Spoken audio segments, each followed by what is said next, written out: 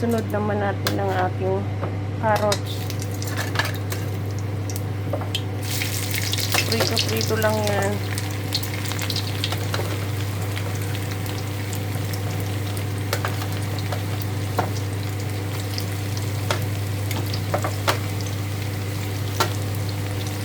Prito lang natin ang ating carrots.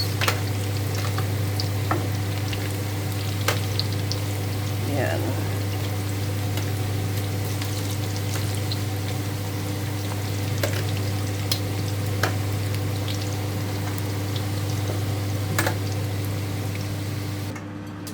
Next na natin ang ating mga other ingredients. Just focus on the kawali.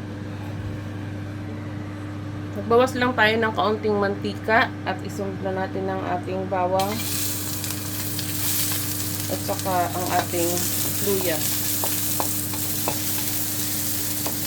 Dito lang natin ang konti yan at isunod na natin ang ating sibuyas. Gisa-gisa lang. Konti lang ang ginamit nating mantika, mga mami.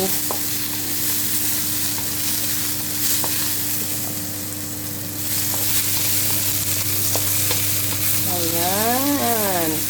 So, pag namoy mo na yung aroma ng ating sibuyas, bawang at luya, pwede na natin ilagay ang ating chicken.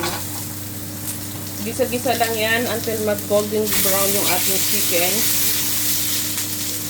Kailangan mag-golden brown siya para hindi siya malansa. Malalaki yung chop ng aking manok dahil yung manok ko ay napakalaki. Yan. Isang buong manok yan. Dito kasi sa Australia, yung isang buong manok mas mura kaysa sa nakachop na yung wings or separate na siya by part ng manok. So, pag bumili ka ng whole chicken, it's more cheaper than the separate na. At syempre, mayroon akong paboritong sandok. Kawayan. Haluin lang natin yan, guys. Oh, nakita nyo, ang bilis niya mag-golden brown. Yes. Pag golden brown na yan lahat, saka na natin lalagyan yung ating mga ibang pampalasa. O yan, nag-golden brown na siya. Pwede na tayo maglagay ng ating mga pampalasa. Mayroon tayo dito patis. Susunod natin ang ating wonder paminta. Sa lahat ng ating mga ulam, lagi natin yung ginagamit ang ating paminta. And then, mix lang natin siya. Sorry.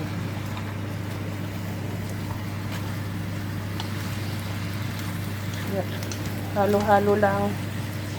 Sorry, ang aking cameraman ay malikot. Halo-haluin lang natin yan. Tapos, continuous lang ng pagluluto. Ayan. Next na natin ang ating curry powder. Itong niluluto ko dito ay Filipino style ng chicken curry. Kasi dito sa Australia maraming curry. Mayroong Thai curry, green curry. Alam ko dyan sa Pinas mayroon din naman tayong ganyan. So, yeah, iba-ibang flavor dito. At maglalagay rin tayo syempre ng ating salt. Ang gamit kong salt ay pink salt. Pink salt.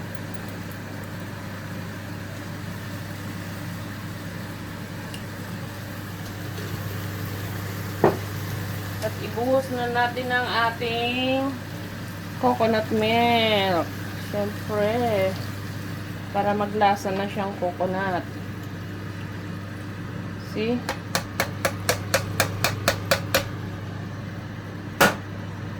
Pause mo. O yan na ang ating chicken curry. Siyempre, ilagay na natin ang ating siling hindi maanghang. Pabango yan. Ito mo naman, ang ganda na tingnan. At isunod na rin natin ang ating carrots kasi yan. Hindi pa naman yan masyadong luto. Pinrito ko lang.